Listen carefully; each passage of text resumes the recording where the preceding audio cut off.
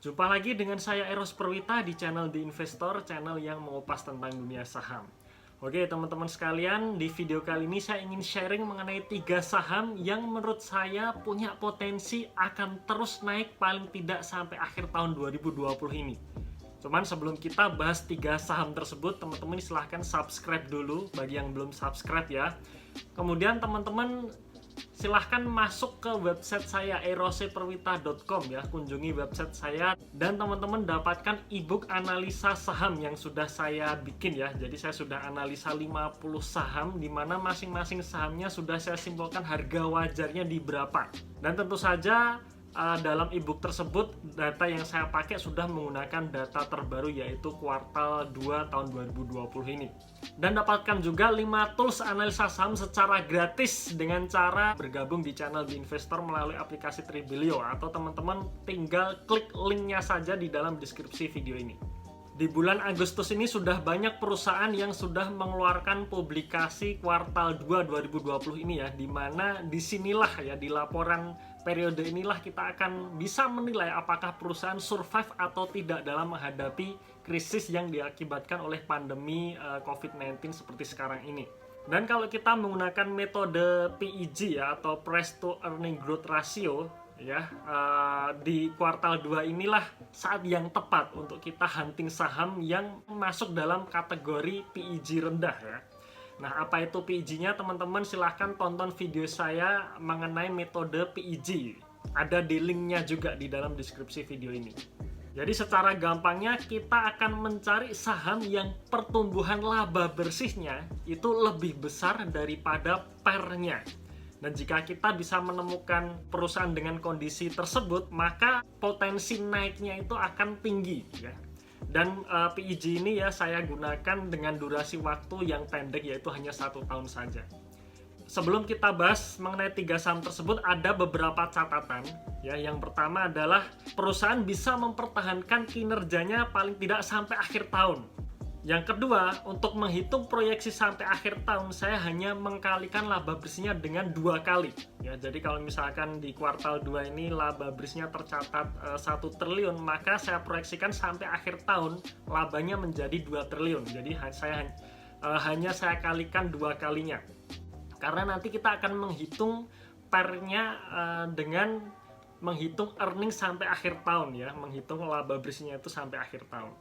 Dan yang ketiga, yang ini saya tekankan ya, ini bukan rekomendasi saham ya. Jadi saya hanya sharing saja, teman-teman silahkan tinjau ulang analisanya. Ya biasanya disclaimer ini saya tempatkan di akhir video, tetapi kebanyakan sih itu tidak ditonton ya, karena sudah di menit terakhir.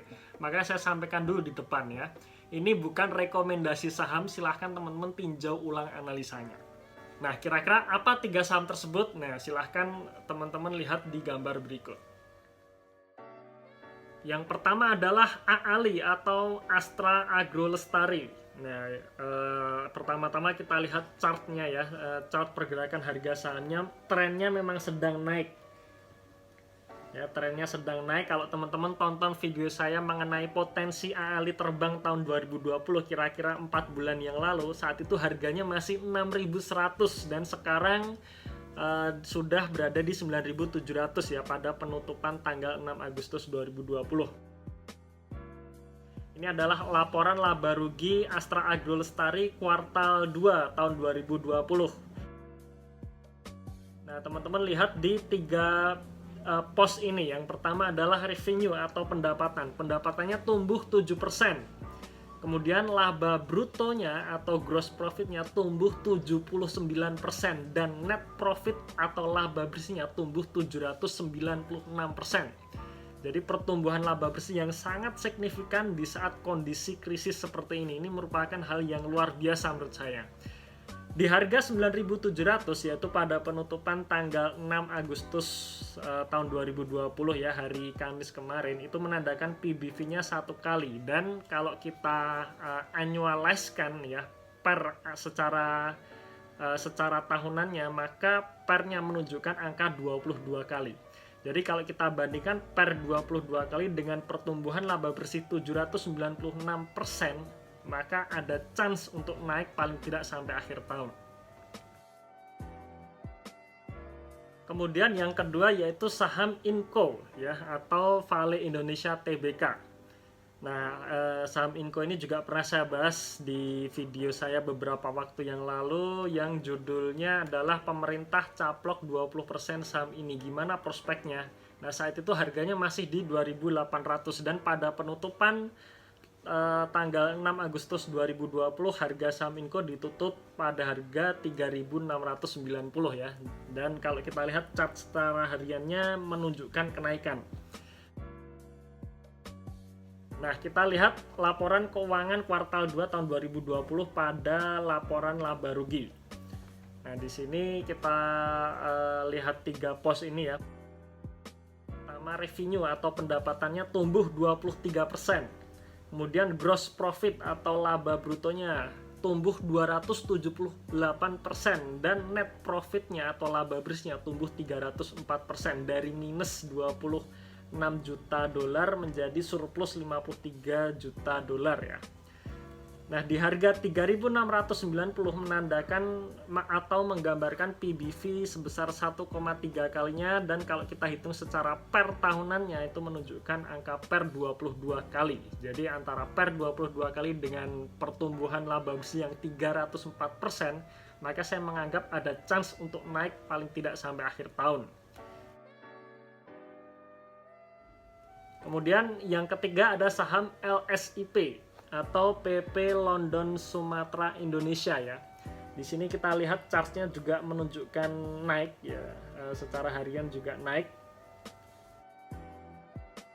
Nah, dan ini adalah laporan keuangan kuartal 2 tahun 2020 dari saham LSIP. Ya, kita lihat 3 pos ini. Yang pertama adalah penjualan atau revenue. Revenue-nya memang turun ya, turun 2% dari sebelumnya 1,59 triliun menjadi 1,58 triliun.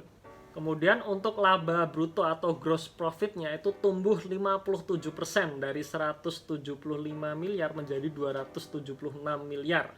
Dan net profit atau laba bersih ya, laba bersih yang diatribusikan ke pemilik entitas induk tentunya ya, yang saya pilih, yaitu tumbuh 778% dari 10 miliar menjadi 91 miliar rupiah.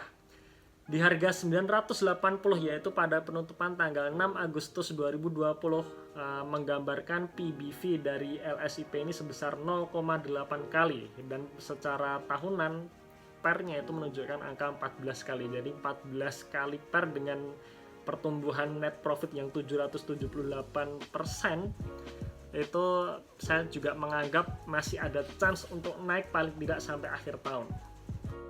Oke, itu tadi 3 saham yang menurut saya punya potensi untuk naik paling tidak sampai akhir tahun 2020 ini ya.